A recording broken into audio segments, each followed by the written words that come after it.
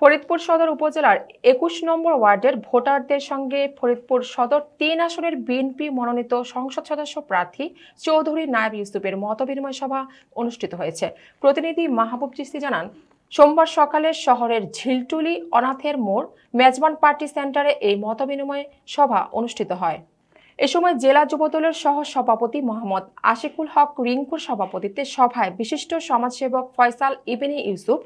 BMA Faridpur জেলা শাখার সভাপতি ডাক্তার মুস্তাফিজুর রহমান শামীম, জেলা বিএনপির যুগ্ম আহ্বায়ক রাশেদুল ইসলাম লিটন, জেলা যুবদলের সভাপতি মোহাম্মদ রাজীব হোসেন রাজীব, মহানগর যুবদলের সভাপতি বেনজির আহমেদ তাপরিজ, সাধারণ সম্পাদক আলী রেজওয়ান বিশ্বাস তরুণ, মহানগর জাসাসের আহ্বায়ক শাহিন হক, বিএনপি নেতা ইমতিয়াজ আহমেদ বলু, ডিএবের মহানগর শাখার যুগ্ম আহ্বায়ক প্রিন্স মাহমুদ সহ বিএনপি ও অঙ্গ সংগঠনের নেতাকর্মী এবং স্থানীয় গণ্যমান্য ব্যক্তিবর্গ উপস্থিত ছিলেন।